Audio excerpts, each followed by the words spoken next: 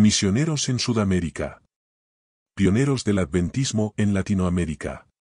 Capítulo 6. Thomas H. Davis. La vida por la misión. Es difícil exagerar la importancia del ministerio de las publicaciones adventistas en la evangelización de Sudamérica. El pastor O. Montgomery, primer presidente de la División Sudamericana, escribió en la Review del 26 de junio de 1919 que en todo lugar de este campo, Sudamérica, la página impresa ha sido la cuña de entrada y es aún un fuerte factor en el avance de nuestra obra. En casi cada país, el surgimiento de la obra se produjo con la llegada de misioneros dedicados al colportaje. Los primeros misioneros. Elwin W. Snyder, Clara Naunin y Alberto B. Stauffer llegaron en 1891 para establecerse en la región del Río de la Plata. Traían publicaciones en inglés, alemán y francés para trabajar entre inmigrantes que hablaran esas lenguas. Vinieron sin dinero y sin conocer el idioma, con el desafío de sostenerse a sí mismos por medio de la venta de publicaciones, mientras compartían su fe con quienes estuvieran dispuestos a recibirlos. La conversión del joven Lionel Brooking y su ingreso al colportaje sumó un valioso recurso por su conocimiento del español. Escribió sobre las limitaciones de sus primeros esfuerzos misioneros, tenía un prospecto en inglés, explicaba el libro en castellano y llevaba además un libro completo en francés. Stauffer trabajó en las colonias alemanas del norte de la Argentina, en el Uruguay y en el sur del Brasil. Snyder permaneció por 13 años en el Río de la Plata. Más tarde fue ordenado al ministerio y enviado al Paraguay como primer obrero evangélico. Por su parte Naunin recorrió el sur argentino, Punta Arenas, Chile, el estrecho de Magallanes y hasta las Islas Malvinas. En 1894 se encontraba en Valparaíso, Chile, donde recibió a 2 misioneros procedentes de San Francisco, California. Se llamaban Frederick William Bishop y Thomas H. Davis. Los 2 jóvenes habían salido con unos pocos dólares, algunas valijas con libros, ropa personal y algunas frazadas. Arribaron al puerto de Valparaíso el 8 de diciembre de 1894, después de haber viajado más de 50 días. Sabían de español solo unas pocas palabras. La obra de Thomas H. Davis fue particularmente significativa, no solo para el surgimiento de la Iglesia en Chile y en Ecuador, sino como testimonio del valor de las publicaciones denominacionales para el cumplimiento de la misión de la Iglesia. Su servicio como colportor comenzó en 1890 en California. Allí recibió la invitación para continuar con su ministerio en Chile. Aceptó el llamado con la decisión de testificar a todas las personas con las que se relacionara. Tras el casamiento de Bishop unos 3 años después de su llegada, Davis quedó como único colportor del país. Su vocación misionera lo llevó a visitar todo el territorio nacional y a proyectarse más allá de sus fronteras. Frederick W. Bishop había nacido en Inglaterra en 1864, trasladándose en su juventud a los Estados Unidos. A los 28 años aceptó a fe adventista en California. Fue bautizado y comenzó a evangelizar por medio de las publicaciones. Por 2 años realizó estudios en el colegio de Hillsburg, luego Pacific Union College, en California. Sintiéndose mejor preparado ofreció sus servicios voluntarios y la Junta de las Misiones Extranjeras de la Asociación General lo destinó a Chile, juntamente con Davis. Comenzó su ministerio como colportor en Valparaíso e Iquique, entre inmigrantes de habla inglesa. En sus muchos viajes vendió libros en los puertos. El ministerio de Bishop fue multiplicador. En Iquique ganó a William Springer, quien fue posteriormente el primer colportor de Chile. Se alojó en casa de un hojalatero llamado Juliano Campo, conocido luego como el primer pastor ordenado de Chile. Juan Sebastián Pereira, más tarde misionero en Bolivia, fue otro de sus conversos. Bishop se estableció en Chile en forma permanente. Se casó con Petronila Neumann, con quien tuvo 8 hijos. Construyó una capilla en Los Ángeles y siguió siendo colportor ocasional, aún en zonas más australes del mundo como Punta Arenas y Tierra del Fuego. Con su maletín cargado de publicaciones visitaba los hogares, muchos de ellos de inmigrantes ingleses. En una casa elegante escuchó música y risas, pero nadie lo atendió. Luego de llamar inútilmente en voz alta, decidió abrir el portón y pasar hacia la casa. En ese momento un perro enorme se lanzó furiosamente sobre él. Bishop se encomendó a Dios y sin pensarlo pronunció una palabra en inglés.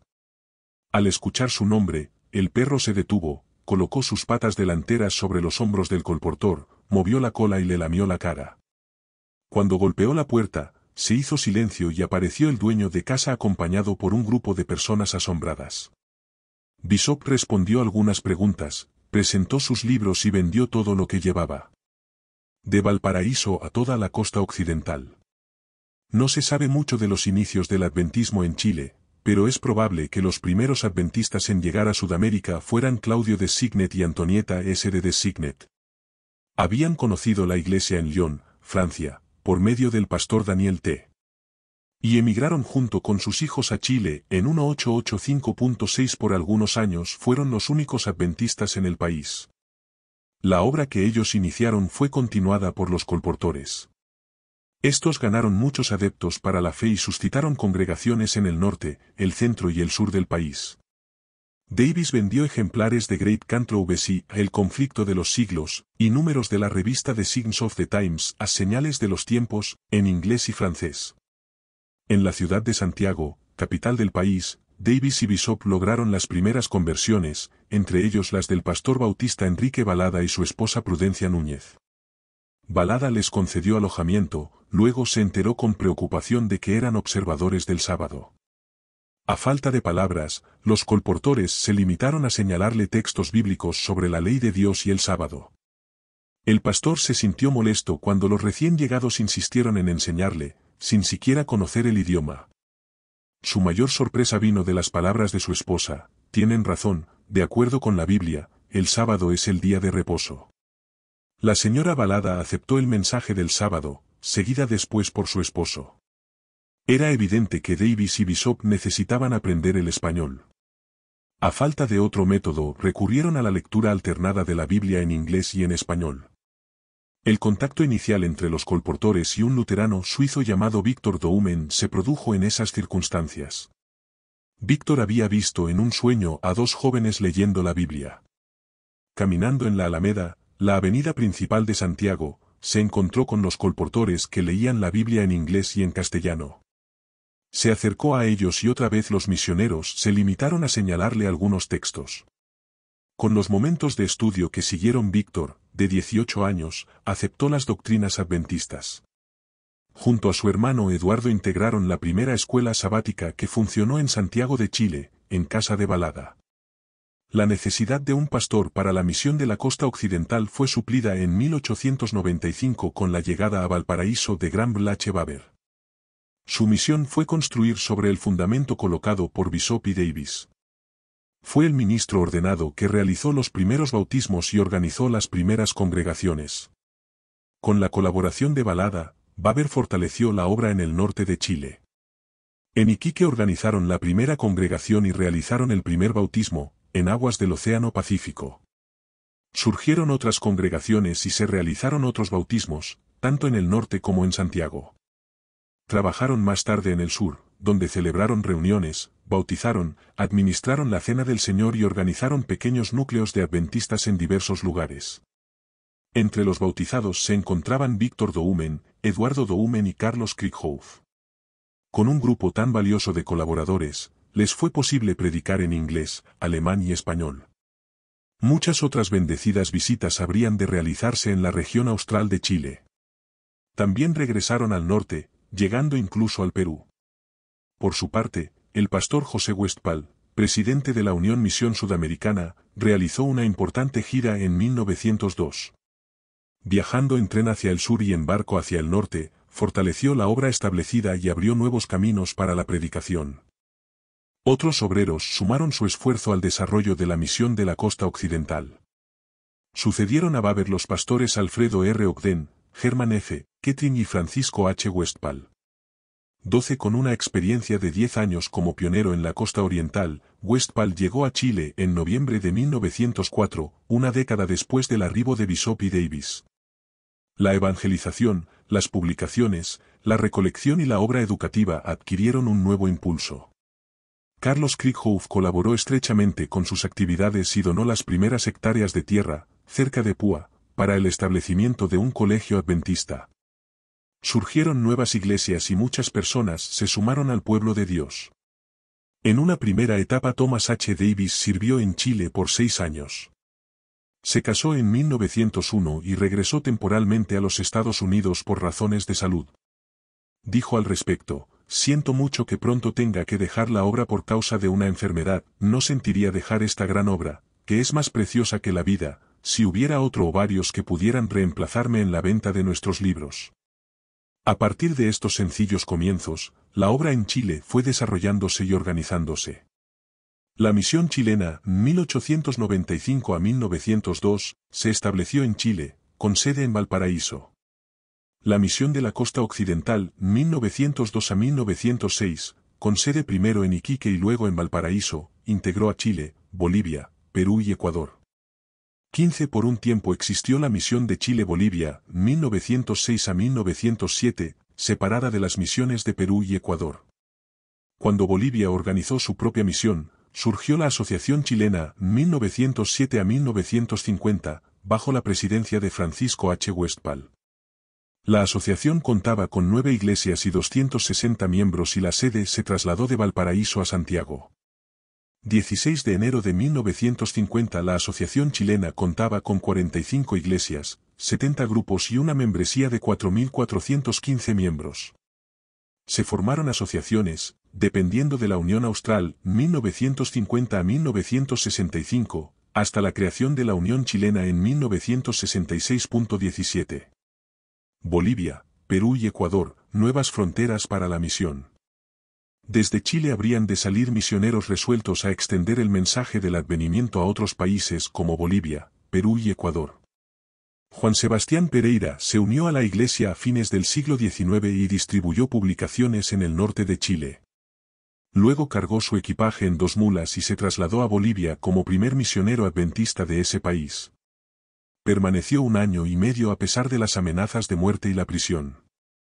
Otros pioneros del adventismo en Bolivia fueron Eduardo W. Doumen y su esposa, Fernando Aestal y su esposa, hasta el arribo de W. R. Pougel como director de la misión. Una suerte igualmente adversa corrieron Liborio y José Osorio en Arequipa, Perú. José Luis Escobar, acompañado por otros creyentes, trabajó en Lima, Perú, como obrero de sostén propio. Celebraron reuniones a puerta cerrada y distribuyeron publicaciones. El incipiente grupo de adventistas habría de convertirse en iglesia con la llegada del pastor Franklin Leland Perry. En 1904, Thomas H. Davis estaba en condiciones de regresar a Sudamérica, esta vez como pionero en el Ecuador. A ese país se trasladó con su familia. En el siguiente año vendió o entregó gratuitamente una gran cantidad de libros y tratados. Siguiendo la línea férrea entre Guayaquil y Quito, distribuyó publicaciones en todos los pueblos y ciudades. No pasó mucho tiempo cuando comenzaron a trabajar en un pueblo al cual nunca había llegado un misionero protestante. Como era su costumbre, visitó los hogares ofreciendo ejemplares de la Biblia y libros. A pesar de las restricciones religiosas imperantes logró vender todo el material que llevaba. A la mañana siguiente un terremoto sacudió la localidad y aterrorizó a sus pobladores. El temblor fue interpretado como juicios divinos sobre la gente por haber aceptado las publicaciones adventistas. Mientras esa noche los Davis estudiaban la lección de la escuela sabática a la luz de las velas en su cuarto del hotel, una lluvia de piedras, ladrillos y palos penetró por las puertas y las ventanas abiertas. Sus vidas fueron preservadas de la turba enfurecida, pero las Biblias y los libros fueron arrojados a una gran hoguera. Al trabajar en Ambato pocos años después, su esposa Susana, embarazada de su tercer hijo, vio resentida su salud por una enfermedad tropical. Los farmacéuticos se negaron a entregarles medicamentos. Falleció pocos días después del nacimiento del bebé. Davis quedó solo con el recién nacido y sus otras pequeñas de 5 y 2 años. El misionero se las arregló para trabajar y cuidar de sus hijas mayores, pero el menor tuvo que ser entregado en adopción al obrero Guillermo Stl y su esposa. Su profundo pesar se muestra en una carta que escribió al pastor José W. Westphal: estoy muy triste, porque la muerte me ha quitado a mi querida esposa, no estoy desanimado, pero muy triste de verdad. Quiero quedarme en el Ecuador por algún tiempo todavía, para ver los comienzos de la obra. Susana falleció el 15 de julio de 1907, y la sepultamos bajo una morera grande en el cementerio. La República del Ecuador no parecía un terreno fértil para la evangelización en aquellos primeros años. El trabajo de J. G. Casbr fue en gran medida infructuoso. W. Wheeler procuró atraer a los jóvenes educados en Ambato. 3 años después de la llegada de Davis se bautizaron las primeras 2 personas. En 1910 visitaron Ecuador los pastores José W. Westphal y Eduardo W. Doumen. El mensaje de salud del enfermero Asbern sirvió para derribar prejuicios y predisponer favorablemente el camino para la predicación. El pastor Santiago Mangón llegó desde la Argentina en 1911 para hacerse cargo de la obra en Ecuador. Con él se formó un grupo de adventistas en la provincia de Oro. Luego de 2 años, su esposa Corina falleció por causa de la fiebre amarilla. Muchos otros sacrificados misioneros podrían ser mencionados en relación con el desarrollo de la obra adventista en Ecuador. Entrega sin límites. Davis volvió a Chile en 1908 como director de colportaje.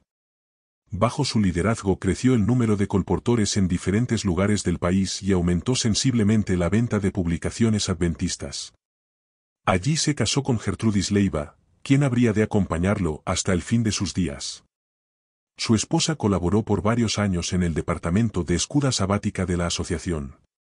Cuando sintió que su salud desmejoraba, se trasladó al Sanatorio Adventista del Plata, en la provincia de Entre Ríos, Argentina.